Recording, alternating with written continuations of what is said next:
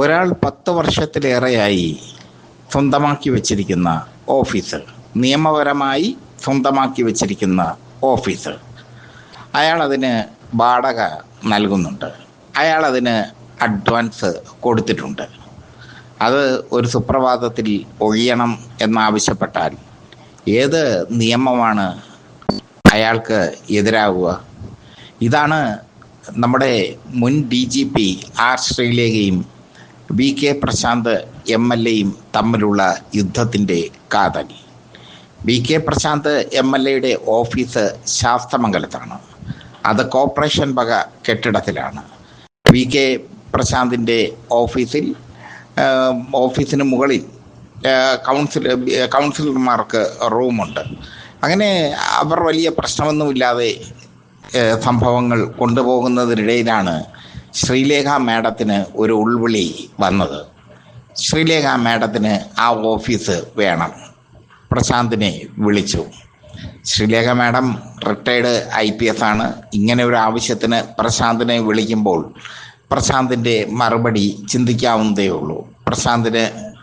പ്രശാന്തല്ല ആരായാലും മറുപടി പറയുക പറ്റില്ല എന്ന് തന്നെയാണ്. പ്രശാന്ത് പറ്റില്ല എന്ന് പറഞ്ഞു. ശ്രീലേഖ മാഡവും പ്രശാന്തും തമ്മിലുള്ള യുദ്ധം നടന്നു.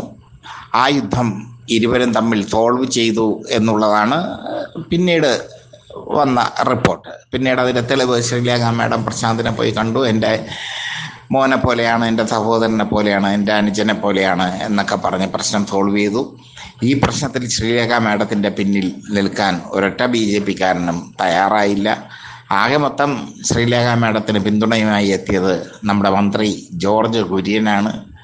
ജോർജ് കുര്യൻ ശ്രീലേഖ മാഡത്തിന് പിന്തുണയുമായി എത്തിയത് ഒഴിച്ചാൽ മേയറായ VV രാജേഷ് പോലും കൃത്യമായൊരു പിന്തുണ ശ്രീലേഖ മാഡത്തിന് നൽകിയില്ല എന്നത് കഷ്ടമാണ്. അതിനിടയിലാണ് നമ്മുടെ ശബരിനാഥൻ്റെ രംഗപ്രവേശം. ശബരിനാഥൻ UDFൻ്റെ പാർലമെൻ്ററി പാർട്ടി നേതാവാണ്.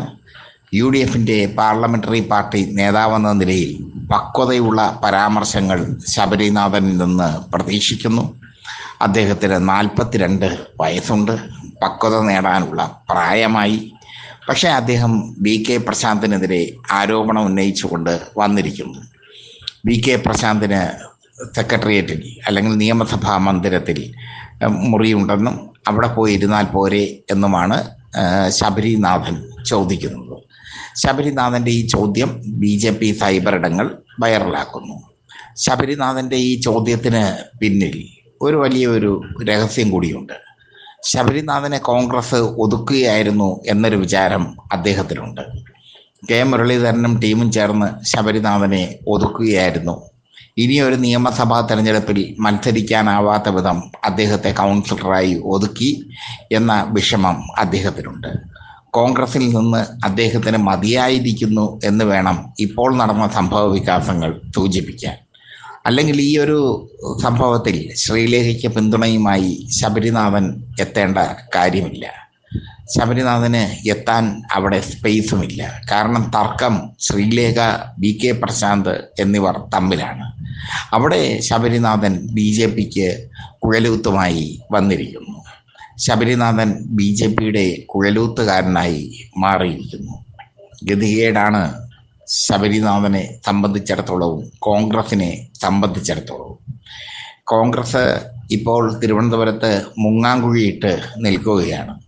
ശബരിനാഥനെ മുൻനിർത്തി ശബരിനാഥനെ മേയർ സ്ഥാനാർത്ഥിയായി K മുരളീധരൻ ഒരു നീക്കം നടത്തിയില്ലായിരുന്നെങ്കിൽ കോൺഗ്രസ് കഴിഞ്ഞ തവണത്തെ പോലെ തകർന്ന് തരിപ്പണമാകുമായിരുന്നു.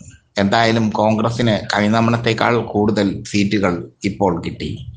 പക്ഷേ കോൺഗ്രസിൻ്റെ പാർലമെൻ്ററി പാർട്ടി നേതാവ് തന്നെ BJPക്ക് അനുകൂലമായി CPMനെതിരെ നിൽക്കുമ്പോൾ ജനങ്ങൾ എന്താണ് ചിന്തിക്കുക?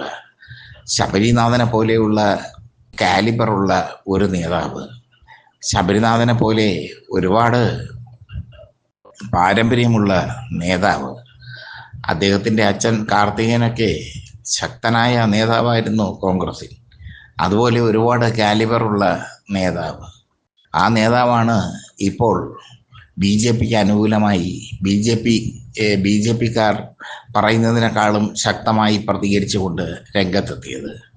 പൊളിറ്റിക്സ് കേരളയ്ക്ക് ഒരു ചോദ്യമേ ചോദിക്കാനുള്ളൂ: ശബരിനാഥൻ ഏത് പാർട്ടിയിലാണ് നിൽക്കുന്നേ? കോൺഗ്രസിലാണോ BJPയിലാണോ? ഉത്തരം ഞങ്ങൾ തന്നെ പറയാം. നിങ്ങൾ BJPയിലേക്ക് ചുവട് വെച്ച് തുടങ്ങിയിരിക്കുന്നു. നിങ്ങൾക്കൊന്നും സ്വന്തം പാർട്ടിയോട് ഒരു വിശ്വാസവുമില്ല. ഈ സംഭവത്തിൽ മുരളീധരൻ ശബരിനാഥനെ പിന്തുണച്ച് എത്തിയിട്ടുണ്ട്. അത് സ്വാഭാവികമായ ഒരു പിന്തുണ മാത്രമാണ്. കാരണം മുരളീധരനാണ് ശബരിനാഥനെ മേയർ സ്ഥാനാർത്ഥിയായി അവതരിപ്പിച്ചതും ആദ്യമേ തന്നെ UDF സ്ഥാനാർത്ഥികളുടെ പേരുകൾ പ്രഖ്യാപിച്ചതും.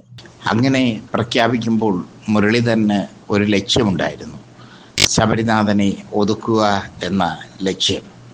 ആ ലക്ഷ്യം മുരളീധരൻ നിറവേറ്റി. അതുകൊണ്ട് മുരളീധരന് ഇപ്പോൾ ശബരിനാഥനെ പിന്താങ്ങിയേ പറ്റൂ. എന്തായാലും ശബരിനാഥൻ ഇപ്പോൾ മുരളീധരൻ്റെ ലക്ഷ്യവും കോൺഗ്രസിൻ്റെ ലക്ഷ്യവും തിരിച്ചറിഞ്ഞിരിക്കുന്നു. കോൺഗ്രസ് തന്നെ ഒതുക്കി ഒരു കൗൺസിലർ മാത്രമാക്കി മാറ്റി എന്ന സത്യം ശബരിനാഥൻ തിരിച്ചറിഞ്ഞിരിക്കുന്നു. ശബരിനാഥൻ BJPയിലേക്കോ BJPക്ക് സപ്പോർട്ട് ചെയ്ത്, ശ്രീലേഖയ്ക്ക് സപ്പോർട്ട് ചെയ്ത് ശബരിനാഥൻ രംഗത്ത് വരേണ്ട ഒരു കാര്യവും ഇല്ലായിരുന്നു. കാരണം ശബരിനാഥന് ഈ കളയിൽ റോളില്ലായിരുന്നു.